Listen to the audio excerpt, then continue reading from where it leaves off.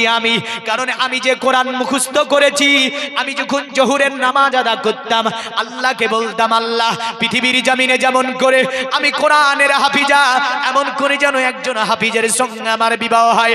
এ আমার স্বামী, আমি যখন আসরের নামাজ পড়তাম আল্লাহর কাছে বলতাম, আল্লাহ আমি যেমন দুনিয়ার জমিনে আমি যেমন কোরআনের হাফিজা, আল্লাহ দুনিয়াতে যেন একজন হাফিজের সঙ্গে আমার বিবাহ হয়।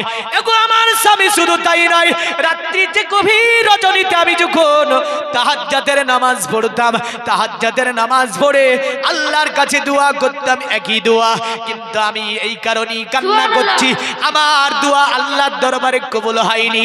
তাহলে আমার নামাজে তো কবুল হয়নি, কারণ এতদিন যে আমি ইবাদত করেছিলাম, যদি আমার ইবাদত কবুল হতো নিশ্চয়ই আমার একজন হাফিজের সঙ্গে বিবাহ হতো। আপনাকে পছন্দ নাই কারণে কান্না করি না, আমি কান্না করি আমার জীবনের ইবাদতের দিকে তাকিয়ে, কারণ আমার দোয়া যেহেতু কবুল হয়নি, আমার ইবাদত কবুল হয়নি। সুবহানাল্লাহ।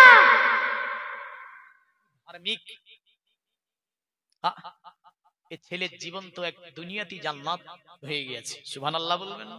সুবহানাল্লাহ। আরে জান্নাত তো পরে আছে, এই জগৎ থেকে যে আলামে বারজাখাগুলো দেখতে পাবেন, কিন্তু জান্নাত দুনিয়াতেও আছে। সুবহানাল্লাহ বলবেন না? সুবহানাল্লাহ। বিদ্রোহী কবি কাজী হয়তো কবুল হয়নি, নামাজ কবুল হয়নি বলে দোয়াও কবুল হয়নি। ছেলেটি দাঁড়িয়ে দাঁড়িয়ে রাগ হয়েছে, রাগ হবে না? তাই তো, আল্লাহর ওলি কি জানে না এটা? আমার সঙ্গে বিবাহ দিয়ে দিল। ছেলেটি বাসর রজনীতে দাঁড়িয়ে বলছে, আমার স্ত্রী তোমাকে কথা দিলাম আমি, অতএব আমি যদি কোরআন হাফিজ মুখস্থ করতে না পারি তোমার কাছে আমি আর আসবো না, অতএব আমি তোমার সঙ্গে দেখা করব না। আমি বেরিয়ে গেলাম। বাসর রজনী থেকে ছেলে বেরিয়ে যায়। স্ত্রী বলে, ওগো স্বামী, এমন করে তুমি কোথায় যাবে? হাফেজ হতে গেলে 3 বছর মাদ্রাসায় পড়াশোনা করতে হবে, কেন তুমি এমন ওয়াদা করছো যে আমার সঙ্গে দেখা করবে না? ছেলে কোনো কথা না শুনে দৌড় দিয়ে চলে গেল আল্লাহর ওলি আব্দুল কাদের জিলানীর দরবারে। হুজুর, আমার ফজরের সময় এগিয়ে এসেছিল, ফজরের নামাজে দাঁড়াচ্ছে। ছেলেটি যাবার পরে ফজরের নামাজের শেষ কাতারে গিয়ে দাঁড়িয়ে গেল। নামাজ কমপ্লিট হয়ে গিয়েছে, দোয়া কমপ্লিট হলো। যুবকটা দাঁড়িয়ে গিয়ে বলছে, এ আল্লাহর ওলি, এ আব্দুল কাদের, অতএব আপনার দরবারে একটা আরজি নিয়ে এসেছি। আল্লাহর ওলি দেখে বলছে, এ যুবক, গতকাল তোর বিবাহ আমি পড়ালাম না?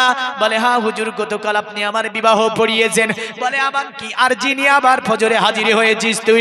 ছেলেটি বলছে, হুজুর, আপনাকে আমি বড় সম্মান করি, আপনি আমার পীর মাশাইখ, অতএব আপনি আমাকে গতকাল এমন কেন দুজকের মধ্যে ফেলে দিলেন? আল্লাহর ওলি বলছে, কি ভুল আমি এমন না করলাম?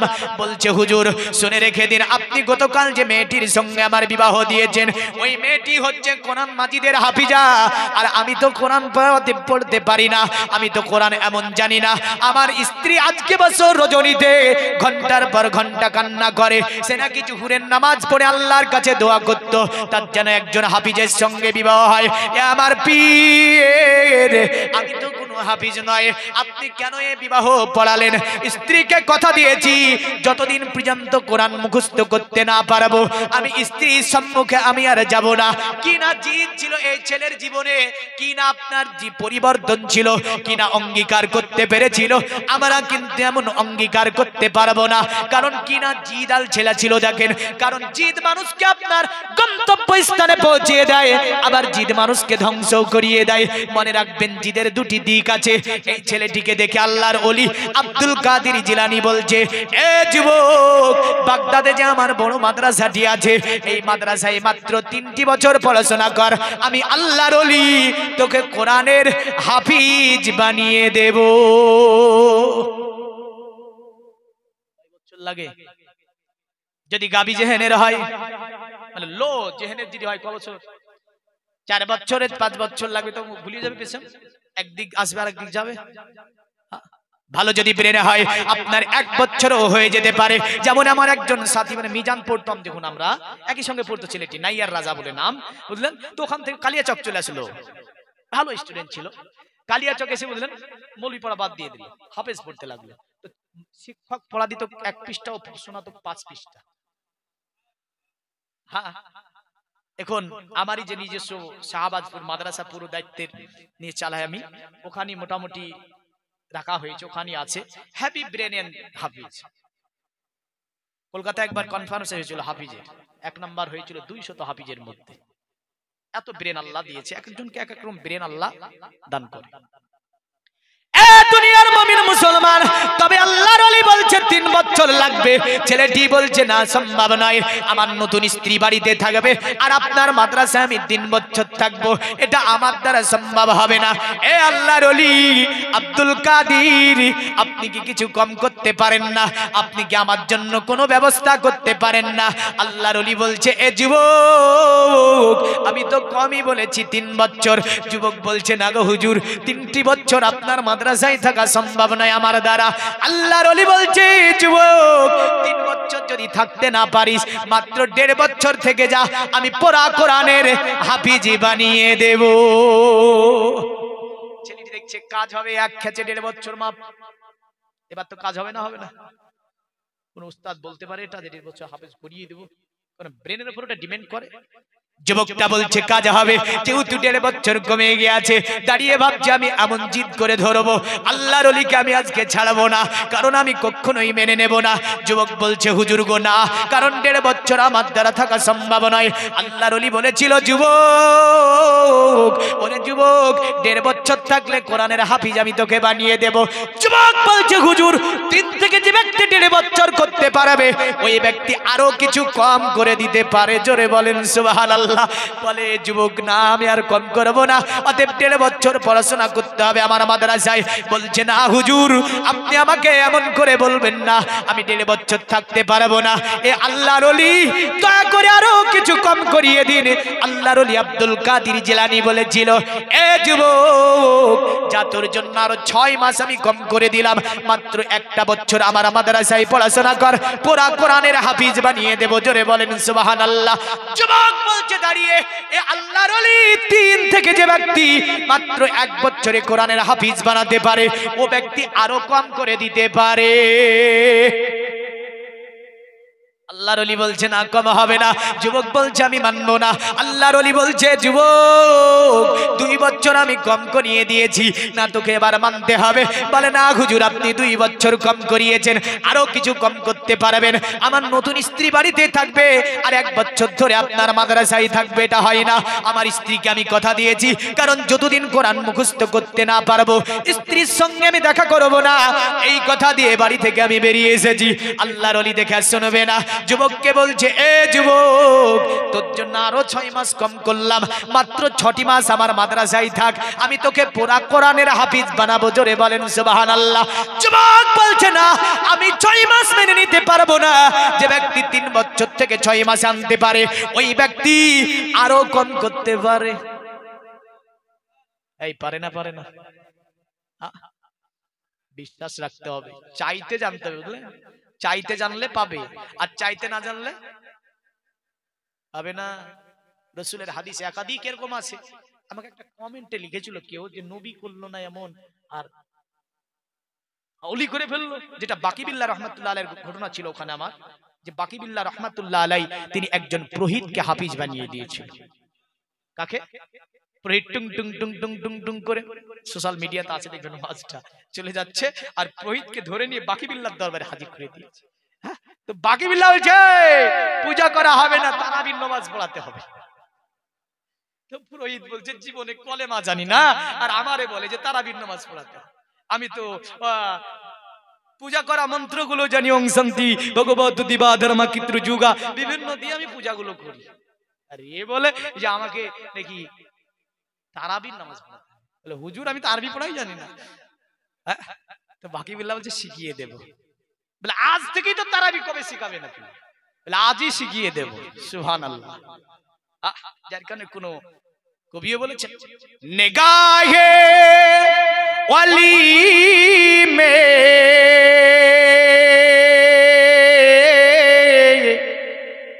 ও তাসির देखिए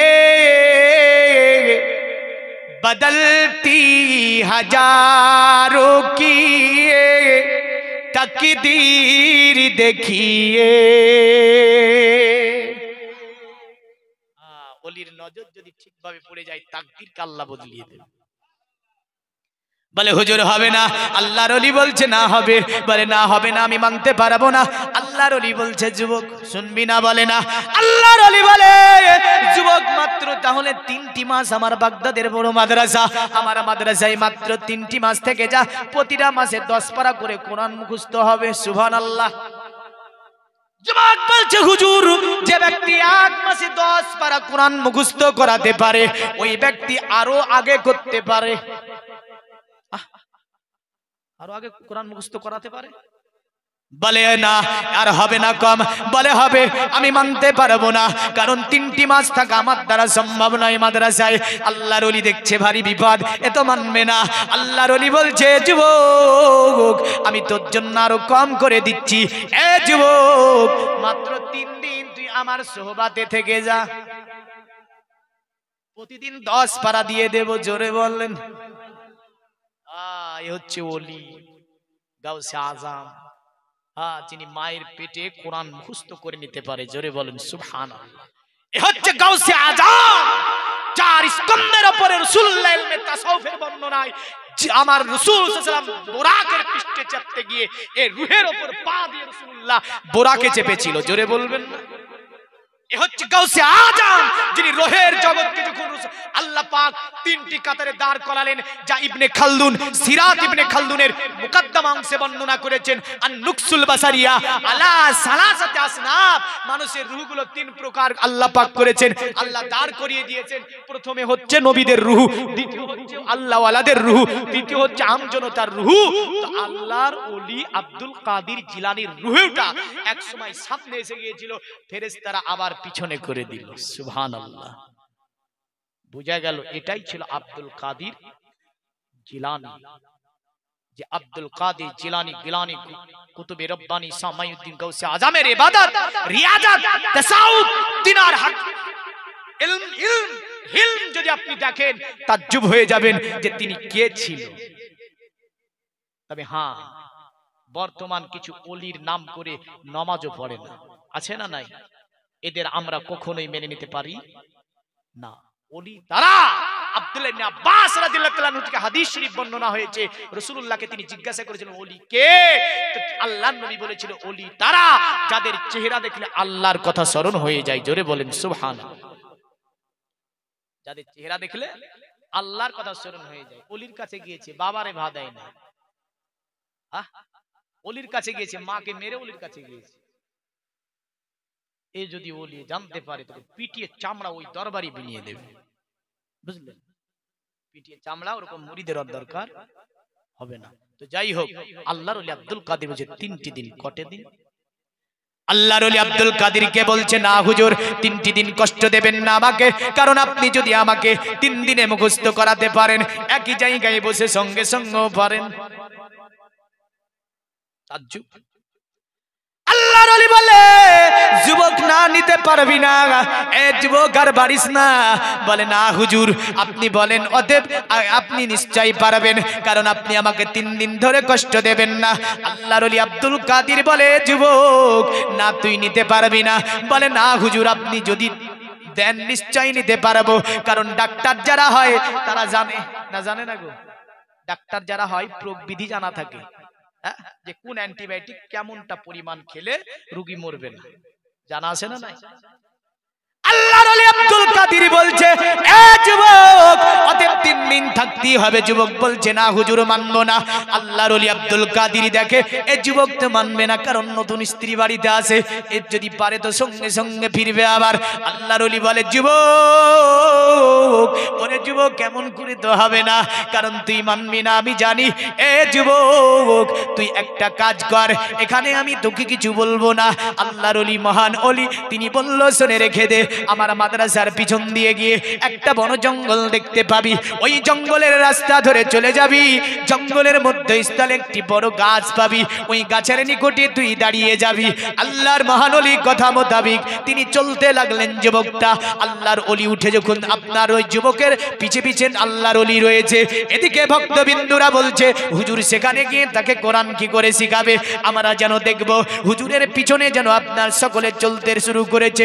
আল্লাহর ওলি ঘুরিয়ে বললে মানুষেরা এমন করে তোমরা এসো না, কারণ তোমাদেরকে আমি নিষেধ করে দিলাম, তোমরা কেউ আমার পিছা নেবে না।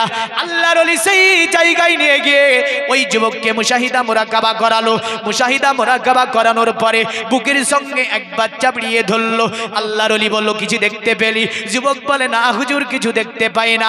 আবার তিনি যেন বুকের সঙ্গে জড়িয়ে ধরি, বলে, যুবক কিছু কি তুই দেখতে পেলি? বলে, না হুজুর, কিছু দেখতে পাই না। আবার তিনি মুশাহিদা মুরাকাবা করলেন, এমন করে সূরা ইখলাস পাঠ করালেন, সূরা নাস পাঠ করালেন, সূরাতুল ফাতিহা পাঠ করে আল্লাহর কাছে তিনি দোয়া করলেন। আল্লাহর কাছে তিনি দোয়া করলেন, আল্লাহ, দুনিয়ার জমিনে আমি আব্দুল কাদের একদিন, 2 দিন, 3 দিন, 4 দিন করে না খেয়ে না পান করে আমি কাটিয়ে দিয়েছি। আল্লাহ, কোনোদিন তোমার কাছে খাবারের আবেদন করিনি। আল্লাহ, কোনোদিন সুখ সাচ্ছন্দ্যের জীবন চাইনি। আল্লাহ, আমার জন্য আমি আব্দুল কাদের কিছুই করতে চাইনি। কিন্তু এই যুবকের বিবাহ আমি গতকাল পড়িয়েছি। আমি যে বড় বিপদের মধ্যে পড়ে গিয়েছি, কারণ ওই কন্যাদায়ের মধ্যে পড়েছিল আমার এক ভক্ত। আমি তার কন্যাদায় সেটা মিটাতে গিয়ে আমি এই যুবকের বিবাহ তার মেয়ের সঙ্গে পড়িয়ে দিয়েছিলাম।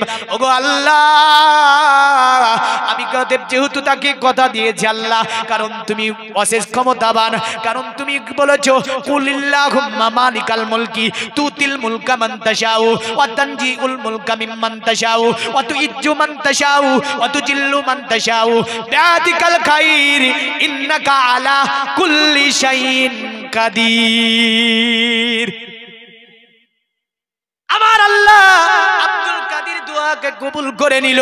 তিনি দোয়া কমপ্লিট করে বুকের সঙ্গে জোরে একটা জালালি মেজাজ নিয়ে চাপ দিয়েছে। যুবকটা বলছে, হুজুর দয়া করে ছেড়ে দিন। এই বলে যুবকটা অজ্ঞান হয়ে গেল। আল্লাহর ওলি তাকে ছেড়ে দিলেন। সঙ্গে সঙ্গে জমিনের বুকে যুবকটা পড়ে গিয়েছে। আল্লাহর মহান ওলি এক লোটা পানি নিয়ে গিয়েছে, বুঝলেন? ওই পানিটা ছিটিয়ে তার জ্ঞানকে ফিরিয়ে দেওয়া হলো। অতঃপর বলল, যা বাড়ি চলে যা, কোরআন আল্লাহ তোর সিনাই জমা করে দিয়েছে। আরো জোরে বলেন সুবহানাল্লাহ। চাওয়া জানতে হবে না? হবে না? এই যে চাওয়া, আদাব থাকলে আল্লাহ পাওয়া যাবে, আর যদি বিশ্বাস আদাব না থাকে পাওয়া যাবে? যাবে না। এই যে মাসালা একটা আমাকে বলেছে, যেটা হচ্ছে মাহারকে নিয়ে। কি মাহার? যে মশালাটা বলতে বলবো। আচ্ছা, মাহার 2 প্রকারের হয়। কয় প্রকারের হয়? অনেকে এখানে বসে আছেন, মাহর দেননি, এখন আছেন না? না, অনেকে আছে মাহার দেয়নি। রাসূলুল্লাহর দরবারে একজন যুবক মদিনার অধিবাসী ছিল। নবীকে বলছে, ইয়া রাসূলুল্লাহ দোয়া করুন। আমার নবী বলল, কিসের দোয়া? বলে, ইয়া রাসূলুল্লাহ আমার বিবাহ হয়েছে, আমার বিবাহ রয়েছে, বিবাহেতে যাব, একটু দোয়া করুন। আল্লাহর নবী বলছে, আল্লাহ তোমার বিবাহকে বরকতপূর্ণ করে। নবীজি যুবককে বললে, এ যুবক, তোমার বিবাহতে কি মোহর বাঁধা হয়েছে? যুবকটা বলছে, ইয়া রাসূলুল্লাহ হাতে কোনো টাকা নাই, আমি কেমন করে মোহর দেব? মোহর তো বাঁধা হয়নি। নবী বললেন, যে বিবাহতে মোহর বাঁধা হবে না, ওটি আমি রাসূলুল্লাহ আমার সুন্নতি মোতাবেক ওই বিবাহ হবে না। আল্লাহর নবী বললেন, যে বিবাহতে মোহর দেওয়া হবে না, ওটি বরজা ফাঁকা হবে, মানে এক ধরনের নবীর সুন্নাতের উপরে অত্যাচার করা হবে। আপনি মনে রেখে দেবেন। নবীজি যুবকটাকে ডেকে বলল, এ যুবক, শোন, বাড়ি যা, যাবার পরে কোনো মাল খুঁজে আন, কারো কাছে ধার কর। ওই ব্যক্তি বাড়ি গেল, বন্ধু বান্ধব পাড়া প্রতিবেশীর কাছে দেখলো, কেউ তাকে দিল না, ফিরে আসলো। নবীজি বললেন, কি ব্যাপার, কোনো মাল পেলি না? বলে না। আল্লাহর নবী বলল, যুবক শুনে রেখে দে, বাড়িতে আসার পরে তোর স্ত্রীকে পড়া যদি জেনে থাকিস, কম করে 1 লাইন কোনো জিনিস পড়িয়ে দিবি, ওটাও মোহর হবে। মোহরের গুরুত্বপূর্ণ একটা হাদিস এটা। এই বলে যে মোহরের সুন্নতি হাদিস, এটা তা নয়। আর একটা হাদিসে আছে, নবী সাল্লাল্লাহু আলাইহি ওয়াসাল্লাম বলছেন ওই ব্যক্তিকে, বলে খুব গরিব, বলে নবী কিচ্ছু নাই হাতে, কি দিব বিয়ে? নবীজি বললেন, 1 জোড়া চপ্পলের বিনিময়ে হলেও মোহর পরিশোধ করতে হবে। কি বললেন? তাই বলে কি আপনি 1 জোড়া জুতা দিবেন নাকি? হবে না। কমসে কম ইমাম আজম আবু হানিফার মতে 10 দিরহাম চাঁদি সম পরিমাণ মাল লাগবে। কত দিরহাম? 10 দিরহাম চাঁদি সম পরিমাণ কমসে কম মোহরের জন্য মাল লাগবে। 10 দিরহাম মোটামুটি 10 ভরি ধরেন, তাহলে 10 ভরি চাঁদির দাম কত এখন? আপনারাই বলেন। 10 ভরি চাঁদির 700 করে ধরলে 7000, নিম্ন মানের ধরলে 5 করে ধরলো 5,000, কিন্তু 5 আনা আমার জানা নাই যে 5 করে এখন চাঁদি আছে। এক আধ গাড়ি আমি কিনে নিতাম, থাকতো 5 করে চাঁদি আর নাই, 700-800 করে চাঁদি। কিন্তু বিয়েতে গিয়ে কি চালাক জানেন, এই বিয়েতে গিয়ে বললেন 3,000 টাকা করে বিয়ে, 2,000 টাকা, 1,000 টাকাও দেখেছি আমি আমার লাইফে। এই রিসেন্ট কয়েক মাস হলো 1,000 টাকা মোহর বেঁধেছে বিনা দাবি। জিজ্ঞেস 1,000 টাকা মোহর বিনা দাবির বিয়ে না, বলছে কি দাবি? বিনা দাবির বিয়ে, 1,000 টাকা বাঁধছে। হাই হাই, ছি ছি।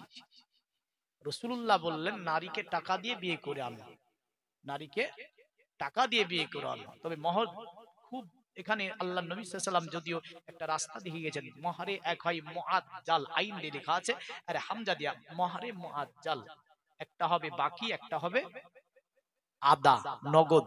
উত্তমতম মোহর হচ্ছে সঙ্গে সঙ্গে মোহর পরিশোধ করে দাও। কি দেওয়া? সঙ্গে সঙ্গে। বাসু রজনীতে যাবার পূর্বে রাসূলুল্লাহ বলেছেন তোমার স্ত্রীর মোহর তুমি আদা করে দেবে।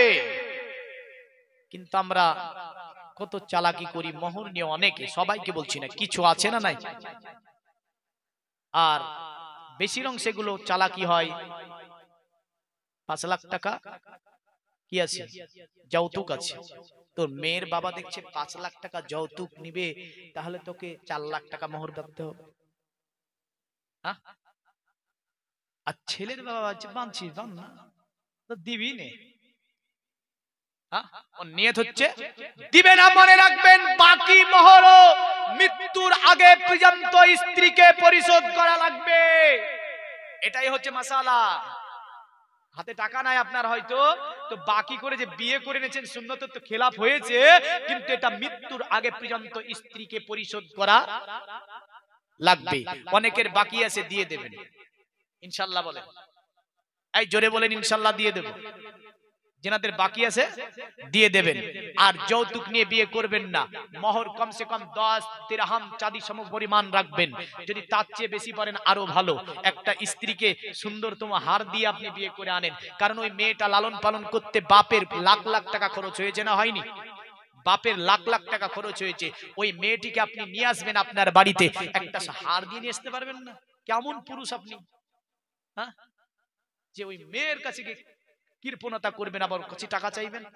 এর চেয়ে ভিক্ষা করা ভালো। শ্বশুরের কাছে যৌতুক নেওয়া ভালো নয়, থালা নিয়ে ভিক্ষা করা ভালো। যৌতুক নেওয়া ভালো নয়, থালা নিয়ে ভিক্ষা করা। যদিও এটার জন্য কিয়ামতের দিন আপনি পাকড়াও হবেন না, কিন্তু মনে রাখেন যৌতুকের জন্য আপনি ব্যাপক হারে পাকড়াও হবেন। হ্যাঁ, আল্লাহ পাক আমাদের সকলকে সুন্নতি মোতাবেক, প্রতিটা আমার ঘরের যুবককে সঠিক সুন্নতি মোতাবেক বিবাহ করার তৌফিক দেয়। সকলের নসিবে সাথীসুদা নারী মিলিয়ে দেয়। দুনিয়াতে অর্ধেক জান্নাতের অধিকারী হয়ে যাবে। সকলে বলুন আল্লাহুম্মা আমিন। আমি আর বাড়াচ্ছি না, তবে শেষ ভালো যার সব ভালো তার। হ্যাঁ না, এটা প্রবাদ বাক্য না হাদিস? এটা প্রবাদ বাক্য না হাদিস? হাদিসটি মুসলিম বুখারীতে বর্ণনা হয়েছে। বড় দীর্ঘ হাদিসের একটা অংশ। নবীজি বলেছেন এমন কিছু বান্দা তাদের প্রথম জীবন ভালো কাটবে, শেষ জীবনে জাহান্নামের মতো আমল করবে। সেভাবে সংক্ষিপ্ত করে বলছি, মানে শেষ ভালো যার সব ভালো তার। আবার এমন কিছু মানুষ যাদের প্রথম জীবন জাহান্নামীদের মতো আমল হবে, জাহান্নামের মধ্যে, আর তার মধ্যে এক হাতের ব্যবধান থাকবে। আল্লাহর নবী বলে শেষ জীবনটা তার জান্নাতীদের মতো আমল হবে, জান্নাতের মধ্যে তার মধ্যে এক হাত ব্যবধান থাকবে। সেইভাবে সে খাতিমা হবে এবং সেই ব্যক্তি আল্লাহর জান্নাতে চলে যাবে। জোরে বলেন সুবহানাল্লাহ। তে মাহফিলের শেষ এটা এখন, হ্যাঁ না? এই শেষ মাহফিলে গভীর রজনীতে সব দরজাগুলো বন্ধ হয়েছে, রাত্রি 1টা 5 বেজে গিয়েছে, বাড়ি দোকান বাকাল সব বন্ধ, আল্লাহর দরজাগুলি উন্মুক্ত হচ্ছে। জোরে বলেন সুবহানাল্লাহ। অনেক দিয়েছেন এই শেষ ভালো যার সব ভালো তার, এই হাদিসের দিকে লক্ষ্য রেখে দুয়াতে শরীক হওয়ার জন্য যেটা পারবেন আপনি, যেটা আছে। সাহাবী আব্দুর রহমানের মতো এইভাবে পকেটে হাত ভরেন আর এনে দিয়ে দেন। সাহাবী আব্দুর রহমান পকেটে হাত ভরে দেখছেন নাই টাকা। বড় ঘটনার মধ্যে আছে একটা ঘটনা, পকেটে টাকা নাই, একটা উট ছিল, চিৎকাবরা বলছে, নবীকে বলছে নবী উটটা দিয়ে দিলাম। সুবহানাল্লাহ। নবী বলছে হাত তো তোমার উঠ নাই, একটাই তো উঠ। বলে না, আপনি বলেছেন ইসলামের জন্য আমি দিয়ে দিলাম উটটা, আমি নেব না। আল্লাহর নবী বলেছিলেন, এ আব্দুর রহমান, কাল কিয়ামতের দিন পুলসিরাতে এইরকমই একটা উট তোমাকে আল্লাহ দেবে, তার পৃষ্ঠে আরোহণ করে তুমি আল্লাহর জান্নাতে চলে যাবে। জোরে বলেন সুবহানাল্লাহ। পকেটে টাকা নাই রাসূল বলেছে, তো অনেকের হয়তো টাকাও নাই, ভাবছেন পকেটে যেটা আছে একটু চটচট করে এসে জমা করে যান দিন, 1 টাকা হলো রেখে যাবেন, তার কোনো মূল্য নাই, কিন্তু একটু শেষ ভালো যার সব ভালো তার। এই যে হাদিসটার প্রতি লক্ষ্য রেখে আসুন ভাই, কারণ সব ফুরিয়ে যাবে। দেখেন বিবি বাচ্চা এ ও হানা টানা করতে গিয়ে লাখ লাখ টাকা ব্যয় করে ফেলেছি, কিন্তু স্ত্রী বলবে দুনিয়াতে আমার বিয়েই হয়নি, তুমি আমার স্বামী কিসের, কিয়ামতে বলবে। হ্যাঁ, একটু চটচট করে আসেন, যেটা পারবেন আপনি। আদায় আমি করিনি, কারণ আগের বক্তা যেহেতু কালিসান করেছে, আর মানুষ না থাকলে কালিসান আর কি করব বলেন। হ্যাঁ, মানে প্রথম থেকেই তো এই ছোট ছোট মায়েদের মধ্যে আপনারা মনে করেন যে হাদিসের প্রতি আমাল করে আমরাও এ থেকে কিছু ফাজিলাত নেব, আপনারাও দিতে পারেন, যেটা মনে করবেন, যেটা পারবেন আপনারা। কারণ যেহেতু আমি যতটা আলোচনা করেছি, দেখেন কোরআন হাদিস ফুকায়ে বিদের বিলকুল আলোচনার দৃষ্টি থেকে,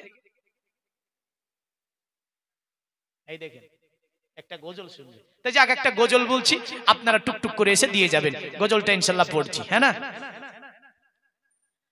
একদিন তোমারি নাম মসজিদে হবে এলান, একদিন তোমারি নাম মসজিদে হবে এলান। তৈরি থেকো, তৈরি রেখো, কবরে মান সমান, একদিন তোমারি নাম মসজিদে হবে এলান, একদিন তোমারি নাম মসজিদে হবে এলান। হবে না, হবে না, মরে গেলে বলে না যমুক মারা গিয়েছে, আপনার নামটা সেই দিনই নিয়ে এলান করবে যেদিন আর আপনি দুনিয়াতেই নাম, যেদিন আপনি আর দুনিয়াতেই নাম। একদিন তোমাকে পরিয়ে কাফন, আত্মীয় স্বজন করে বেদাফন, হঠাৎ চলে যাবে আদরের ধন, প্রিয় মা বাবার ভাসিয়ে নয়ন। তৈরি থেকো, তৈরি রেখো,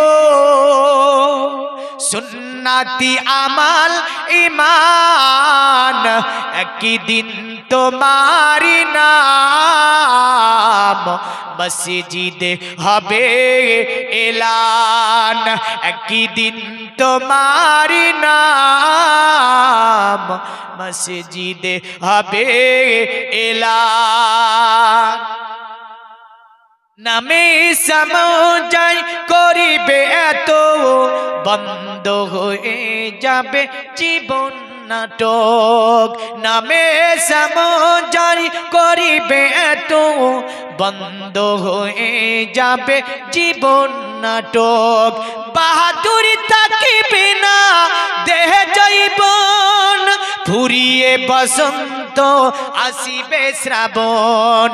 তৈরি থেকো, তৈরি রেখো, কোরআনি আমাল ঈমান, একদিন তোমারি নাম মসজিদে হবে এলান, একদিন তোমারি নাম মসজিদে হবে এলান। আল্লাহ পাক আমাদের সকলকে দুনিয়ার জমিনে রসুলের ভালোবাসা, রসুলের প্রেম অন্তরে নিয়ে 5 ওয়াক্ত নামাজ পড়ার তৌফিক এনায়েত করে সকলে বলি আল্লাহুম্মা আমিন। আর বাড়াচ্ছি না, দীর্ঘ 2 ঘন্টা 10 মিনিট হয়ে গেছে আজ, আল্লাহ পাক কবুল করে এটাকে। রাত্রি হয়েছে, তবে একটুখানি তওবা করে নেব আমরা। দেখেন আমি বলতে গিয়েও যদি ভুল হয়ে থাকে তবুও তওবা হবে। আরো বিভিন্ন দৃষ্টিকোণ থেকে আমরা আলোচনা করলাম। দেখেন আমিও তো একটা মানুষ, ভুলের ঊর্ধ্বে কেউ নয়, হয়তো বলতে গিয়ে ভুল হতে পারে, বা বেদ পড়েছি, দুটো মন্ত্র পড়েছি আজকে, এর মধ্য থেকে যে কালামে আল্লাহ পাক আমার নারাজ হয়েছেন ইসলামের স্টেট, তা থেকেও আমরা তওবা করব।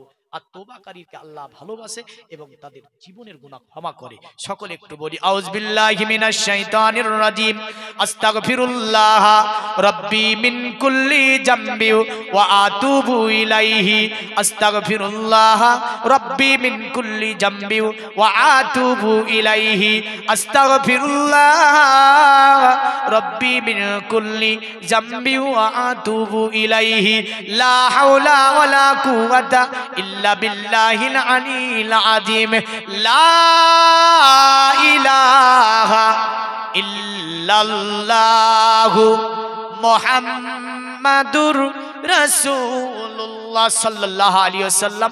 সকলকে আল্লাহ পাঁচ ওয়াক্ত নামাজ পড়ে দুনিয়াতে রাসূলের ভালোবাসা নিয়ে আল্লাহ পাক ঈমান আমাল নিয়ে ভয়াবহ করে যাওয়ার তৌফিক এনায়েত করে। সকলে বলি আল্লাহুম্মা আমিন ওয়া আখিরু দাওয়ানা আনিল হামদুলিল্লাহি রাব্বিল আলামিন। বলার মধ্যে ভুল ত্রুটি মার্জনীয়। আসসালামু আলাইকুম ওয়া রাহমাতুল্লাহি ওয়া বারাকাতুহু। নবীকে সালাম দিয়া নবী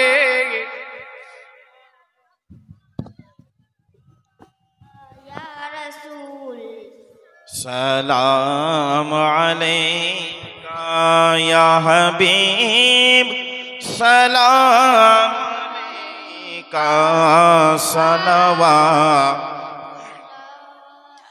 हबीबी या रसूल अल्लाह अलैका सलातु वस्सलाम। मन जखन नेते হয়ে जाला পরিও নাম সাল্লি আলা গুথিয়া দরুদের মালা ভুলে যায় মনের জালা ইয়া নবী সালাম ইয়া রাসূল সালাম আলাইকা ইয়া হাবিব সালাম আলাইকা সালাওয়াতুল্লাহ আলাইকা আসসালাতু ওয়াসসালামু আলাইকা ইয়া রাসূলুল্লাহ আসসালাতু ওয়াসসালামু আলাইকা ইয়া হাবিবাল্লাহ আসসালাতু ওয়াসসালামু আলাইকা। সবাই গুলো বসে যান।